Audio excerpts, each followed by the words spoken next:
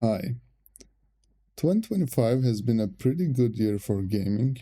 We had multiple amazing indie games, multiple great sequels to existing franchises, and some great multiplayer experiences too. In my opinion, there wasn't a game as impactful as like Elden Ring or The Witcher 3 or the Baldur's Gate 3, but we definitely did get a lot of 9 out of 10 games, which has been great.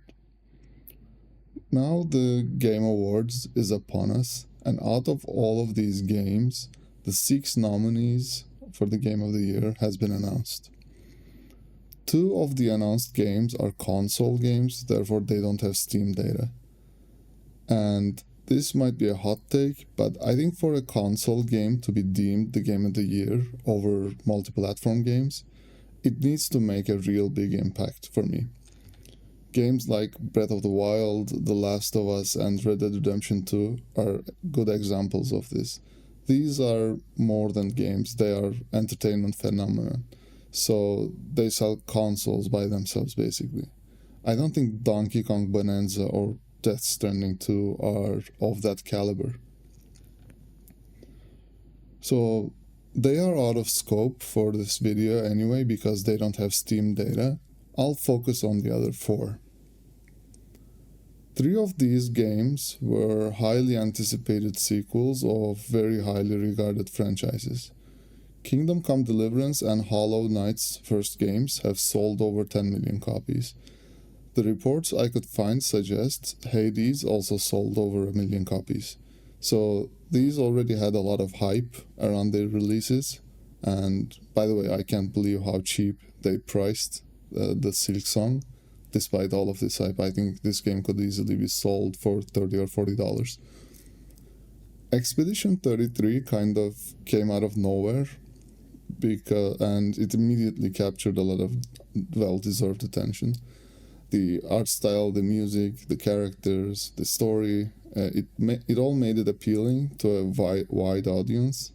And the gameplay is not groundbreaking for JRPG fans maybe, but it was new for a lot of people and it pushed the JRPG gameplay to the mainstream a little more. I know a lot of people who don't play JRPGs at all, but they all played this game. Looking at the user scores on Metacritic, Expedition 33 was the highest rated. It isn't the highest rated by the critics, but nobody cares what critics think. Let's jump into the Steam stuff. Silk Song has made the most noise over on Steam, even though it was one of the later releases of the bunch. The hype for this game was real. Expedition 33 wasn't as loud, but I find it impressive that it generated more reviews than Kingdom Come Deliverance 2, which was really hyped as well.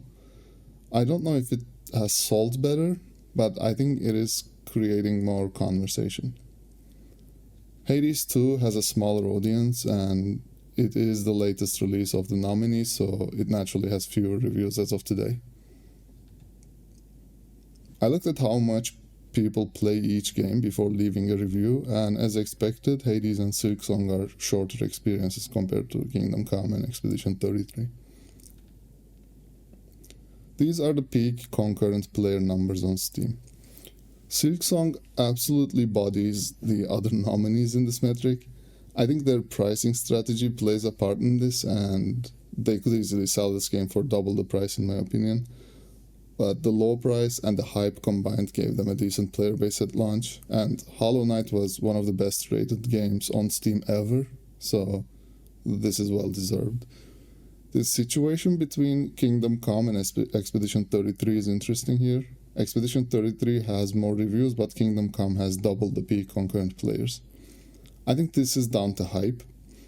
Kingdom Come launched into an expecting market, so they had a massive spike at launch, while Expedition 33 was an unknown game, so they didn't have as big a spike, but they needed to earn their customers over time. Hades also had its spike divided a bit because it initially released as an early access game. Some people were possibly already over it by the time the full version launched. At the start of this video I said we didn't get any massive title like Elden Ring or The Witcher 3, etc. I want to show you how big those games actually are. Here are the previous games of the year and their peak Steam numbers.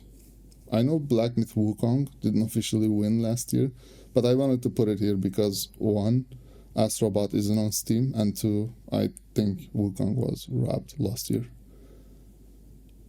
Anyway, you can see how big the last 3 years' games are. The Witcher 3 number is misleading because Steam was much smaller back then, but it is actually a very impressive number for its time too. Now you might think Silksong is close to these games in peak concurrent player numbers, but these games are still pulling amazing numbers every day, even after all this time. So with the exception of Wukong, Silksong is already below these games, so this is how big those games are. Let's look at the upvote ratios. Here we see Silksong is not performing as well as the other nominees. Expedition 33 has the best ratio, and it is followed closely by Kingdom Come and Hades 2. To put all of this into perspective, I again pulled the Steam ratings of the previous winners. All of them, with the exception of Dragon Age, have 90+% positive ratings, most over 95. Unfortunately, Silksong appears to be falling behind when it comes to user reviews on Steam. This is surprising to me, as all I see online for this game is praise, so this needs to be looked at. I went to check how many people how many people reviewed all 4 of these games. Turns out there are some 800 people who reviewed them all. Hats off to them, that's quite an achievement. And out of these 800 people, Silksong performs even worse for some reason. All games lose a few points here, as this elite group of gamers are probably more difficult to please, I guess. But yeah, again, we have Clear Obscure Expedition 33 as the top game here. Well, actually, it's the same with Kingdom Come Deliverance. So since 3 of these games are sequels, I want to see how they perform compared to their first games. Kingdom Come and Hades are well liked compared to their previous games, with Kingdom Come actually doing very well compared to its previous game. Silksong again is struggling here. I want to see what's going on with this game because this isn't normal to me, so I looked at it day by day. So here is the daily ratios of Silksong. We can see it had a difficult first week. These 3 days hold 15,000 downloads, and a big portion of them are Chinese reviewers. I went in and read some of the Chinese reviews, but since there are thousands of them, it requires deeper analysis that I can't do right now. The ones that I read showed the game is too difficult, like bosses hit too hard, or the game is too inconvenient, like you have to run a lot to get to the boss, and it is too uncomfortable. Some people didn't like the controls. But these reasons do not explain why the ratio is lower in the first week and then it gets better. We usually see this pattern when there's a technical problem or a localization problem that gets fixed later. In that case, Silksong could be regarded as an above 90% game despite the numbers here. I went and found that there are almost 160,000 people who reviewed both the first game and this one. And I took a look at their ratings. Again, it looks like Silksong performs poorly in this audience too, though much better compared to its overall ratings. Since a lot of the negativity came from Chinese reviewers, I wanted to look at the language numbers for the games. So, interestingly, Chinese and Spanish make up more of Silksong's reviewers compared to the other games. For Expedition 33, we see French is up there because the game is French, and similarly, Czech speakers show up in Kingdom Come's reviews as the game takes place in modern-day Czechia. Czechia is actually a very small country with a population of around 10 million, so seeing them make up 5% of Kingdom Come reviewers actually means it was a big deal for them, I would say. Now, looking at the likes and dislikes by languages, these are the top 10 languages in the dataset. Chinese speakers are the most difficult to please for all 4 games, but in the case of Silksong, they actually really dislike the game. This has a big role in Silksong's lower rating. The same thing happens for Korean and Russian too. They too rate Silksong relatively poorly. This tells me there must have been some localization or language issues at the game's launch. So I put on my protective suit and visited Reddit, and sure enough found a Chinese speaking user explaining the problems with the game's translation. They even say Chinese gamers recognized the problem during the playable demo, but the developers failed to fix it despite the feedback. It is wild to me how problems of this scale that impact such a huge market as China can still make it to production. In fact, looking at the reviewers by country, China comes up at the top for Silksong. Their failure with the translation probably caused an unusual amount of Chinese users to leave reviews, and some of them were negative. Silksong uniquely has proportionally more reviewers from countries like Argentina and Mexico too. For Expedition 33, we again see France, and for Czechia, for Kingdom Come, Czechia is high up in the reviewer countries. Looking at the ratios by country, again, China and Russia are pulling all of the games down, but Silksong is even worse. Looking at the other countries, I would actually say Silksong's ratings are probably comparable to Kingdom Come's. And of course, if I remove the first week Chinese reviewers from the data, Silksong shoots up to 92%.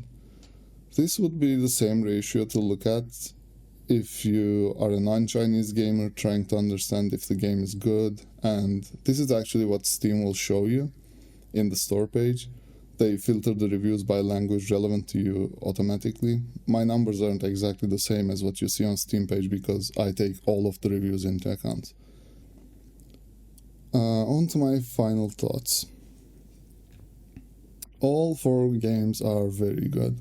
I'd say they're all A+ tier when it comes to customer reception. Are they going to be played or talked about in a few years? I have my doubts, but I think this is a much better roster than last year's. Silksong likely has the best sales on Steam. It has by far the most amount of reviews in a much shorter time than Kingdom Come and Expedition 33. The first Hollow Knight game is one of the most successful games of Steam on all time, so the hype was incredible for it. I think Kingdom Come is the best sequel. The first game, although it has sold a lot of copies, had obvious issues with its gameplay, so it had a lower Steam user rating. The second one seems to have improved vastly over it, and Hades is also a great sequel. The first game had almost perfect reviews, so you couldn't realistically expect them to improve it. They didn't fall behind, so that's a big accomplishment in their scenario. And for Silksong, I'm not convinced it is as good as its first game from just the Steam reviews and the numbers. Expedition 33 is the highest rated nominee.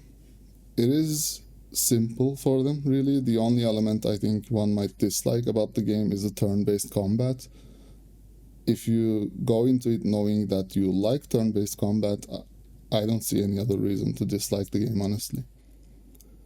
And finally, none of these actually matter in the Game of the Year discussion. When you have a list of very highly rated games with very good sales to prove it, the Game of the Year discussion becomes more of an artistic endeavor. It becomes a question of which game has fewer flaws, and all of these 4 games are almost perfect. I personally value novelty and originality a lot, so my Game of the Year vote goes to Expedition 33. The other candidates, as good games as they are sequels that didn't change much from their originals, Expedition 33 feels new. It brings a visual art style of its own, it tells a great story, it has great music, great characters, great voice acting. It is just a more complete and novel experience for me. Thanks for watching.